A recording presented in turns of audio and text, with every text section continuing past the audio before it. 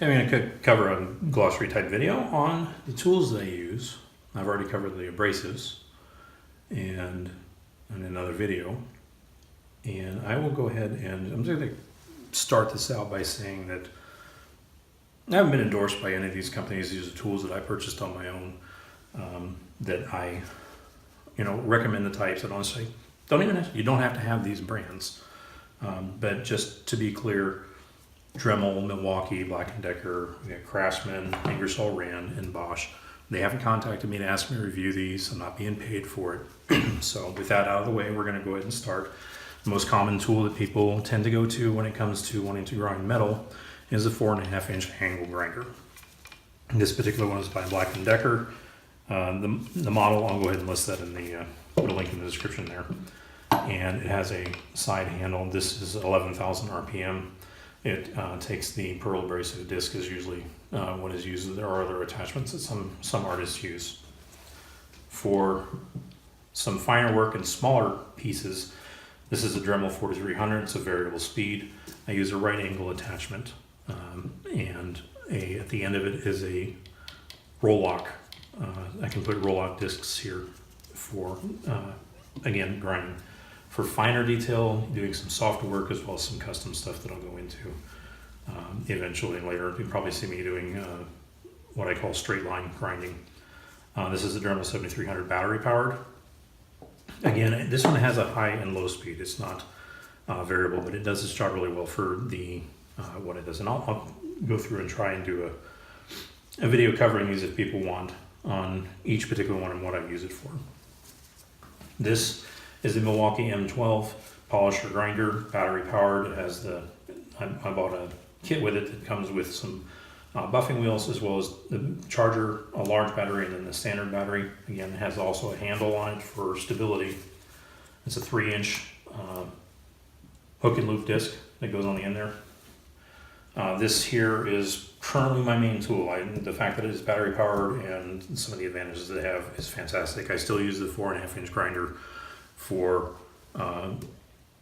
the smoothness that it puts out because it is 11,000 RPM and 4.5 inches in diameter.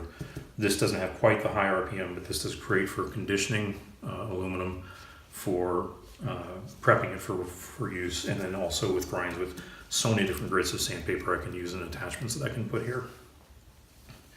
This is an Ingersoll Rand diagonal grinder.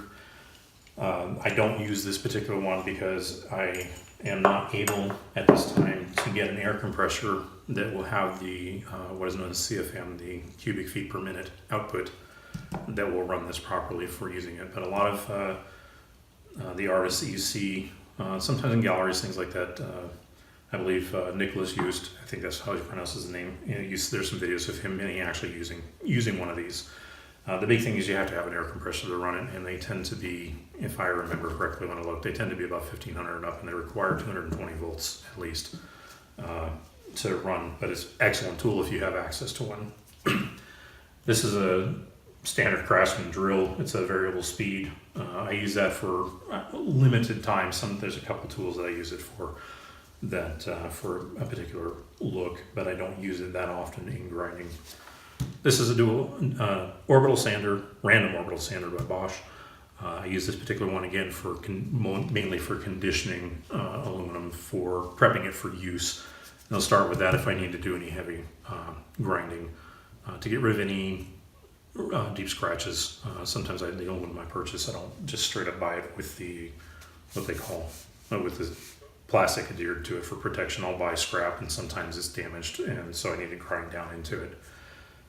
And that does a pretty good job for conditioning the overall surface, see what I get rid of, then I go through with either the Milwaukee or even by hand and just kind of scuff it up so you end up with a starting surface that is somewhat like a satin finish.